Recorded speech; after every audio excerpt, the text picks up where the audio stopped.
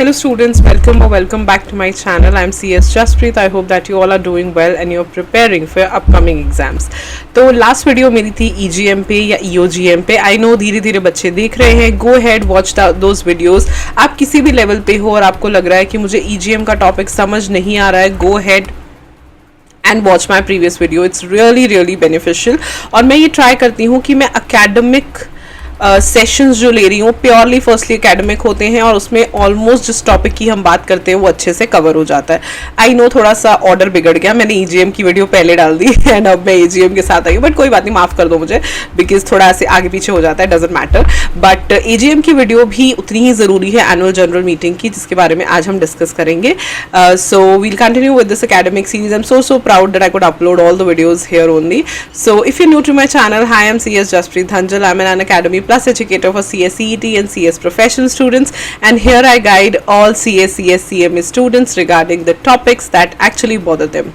आज की वीडियो है EGM के ऊपर और ये जो कंटेंट है this has been extracted from ICSI study material, जो कि आप जाके आराम से रेफर कर सकते हो. It's available on ICSI's website. If you want to go ahead and check that. Annual general meeting section 96 के साथ डील होता है. एनुअल जनरल मीटिंग मतलब कि साल में एक ही बार होती है, राइट? एक ही बार होती है और बहुत इंपॉर्टेंट है to understand from the point of view of exams also. So annual general meeting में ना दो तरीके के बिजनेसेस होते हैं, ordinary business and special business. Normally ordinary business ही सबसे ज़्यादा ज़रूरी है और 4 ऐसे ऑर्डिनरी बिजनेस हैं और इन 4 बिजनेसेस को छोड़ के जितने भी बिजनेसेस होते हैं वो सारे के सारे स्पेशल बिजनेस हैं. दूसरी चीज़ ये आपने याद रखनी है कि SS2 is the secretarial standard on general meetings. तो कभी भी आप जनरल मीटिंग्स के टॉपिक में कोई चीज़ लिखते हो आप डेफिनेटली SS2 को जो है रेफर कर सकते हो. सबसे पहले हम स्टार्ट करेंगे holding of each annual general meetings. Of course once in each calendar year होती है. First annual general meeting should be held within 9 months from the closing of the first financial year. जब first financial year खत्म होता है उसके 9 months के अंदर अंदर first general meeting, annual general meeting हो जानी चाहिए, right? 9 महीनों के अंदर अंदर first annual general meeting हो जानी चाहिए. अब जो है necessity नहीं है कि year of incorporation में करनी है. पहले होती थी कि year of incorporation में करनी पड़ती थी, अभी ऐसा कुछ नहीं है. first financial year के 9 months के अंदर अंदर first AGM आपने करनी है. Subsequent AGM of the company shall be held, और उसके बाद जितनी भी AGMs होती हैं वो 6 months from the date of closing of the relevant financial year. तो पहली AGM फाइनेंशियल ईयर खत्म होने के 9 महीने के अंदर होनी चाहिए और उसके बाद जितनी भी है वो रेलेवेंट फाइनेंशियल ईयर्स के 6 मंथ्स के अंदर होनी चाहिए. और 2 AGMs के बीच में मैक्सिमम 15 महीने का गैप होना चाहिए, इससे ज्यादा नहीं होना चाहिए. It shall not exceed 15 months, right? उसके बाद अगर हम लिस्टेड की बात करें, अब सेबी तो सेबी है, सेबी ने तो कुछ ना कुछ बोलना ही है लिस्टेड के लिए एक्स्ट्रा. तो लिस्टेड के लिए हम ये कहते हैं कि जो टॉप 100 लिस्टेड एंटिटीज है, जो टॉप 100 लिस्टेड एंटिटीज है जिन्हें हम मार्केट कैपिटलाइजेशन के हिसाब से निकालते हैं, they shall hold their AGM within a period of 5 months from the date of closing of the financial year. उन्हें 5 मंथ्स के अंदर करनी है. जो नॉर्मल कंपनी 6 मंथ्स के अंदर करती है, लिस्टेड को 5 मंथ्स के अंदर करनी है. And the top 100 listed companies या एंटिटीज की जो AGM है वो 1 वे लाइव वेबकास्ट होती है. कभी टीवी पे देखना, टीवी पे दिखाई जाती है. 1 वे लाइव वेबकास्ट होती है. 1 वे इसलिए बिकॉज हम सिर्फ देख ही सकते हैं, बोल नहीं सकते. वो देख रहे हैं, बोल रहे हैं, they are like showing it. It's like a 1 way live webcast, right? उस तरीके से ये होती है, राइट? OPC को ये एग्जाम्पशन है, ये चीज 1% कंपनी जिसे हम कहते हैं. 1% company is not required to held AGM. उन्हें AGM करने की कोई जरूरत नहीं है.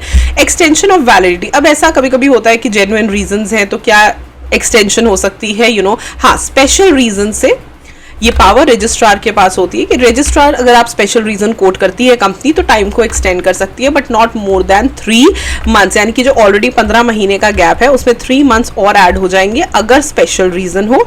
अगर they can convince the registrar, special reason है और रजिस्ट्रार जो है वो कन्विंस हो जाए तो 18 मंथ्स हो सकती है. But no such extension can be granted by registrar for holding the first AGM. First AGM held करने के लिए कोई एक्सटेंशन नहीं मिलती. फर्स्ट AGM के लिए कोई एक्सटेंशन नहीं मिलती, राइट?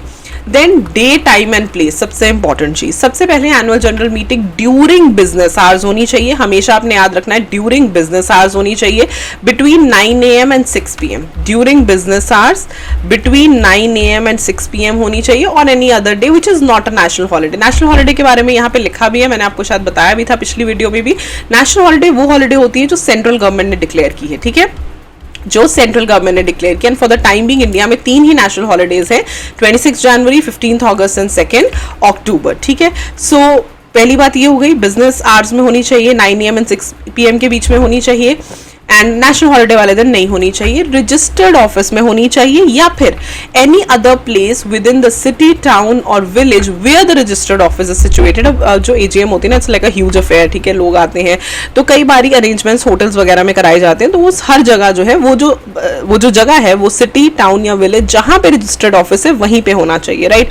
एंड AGM, लेकिन अगर कोई अनलिस्टेड कंपनी है, it may be held at any place in India if the consent is given in writing और by electronic mode by all the members in advance। एक जो unlisted company होती है वो कहीं पे भी कर सकती है इंडिया में मीटिंग, लेकिन कंडीशन ये है कि मीटिंग कंडक्ट करने से पहले एडवांस में सारे ही मेंबर्स, ऑल द मेंबर्स, सारे मेंबर्स या तो रिटन में या इलेक्ट्रॉनिक मोड में अपनी कॉन्सेंट देंगे, all the members. Let me repeat, तो अगर एक ने भी मना कर दिया तो वो आप उसे नहीं कंडक्ट करा सकते कहीं और, लेकिन अगर सारे राजी हैं, सबको, किसी को कोई प्रॉब्लम नहीं है, तो फिर आप उसे कंडक्ट करवा सकते हो। इसी तरीके से गवर्नमेंट कंपनी है, गवर्नमेंट कंपनी के केस में भी AGM वैसे तो देखो रजिस्टर्ड ऑफिस है with in the city, town, village, जहां पे रजिस्टर्ड ऑफिस है वहीं होनी चाहिए, और at any other place with the approval of central government. अगर सेंट्रल गवर्नमेंट कोई और जगह बताती है तो वहां भी कर सकती है। ऑल्सो उसके आगे ये है that there is no need of central government approval if the government company is holding its AGM within the city, town or village where registered office is situated। देखो, अगर तो वो AGM का नॉर्मल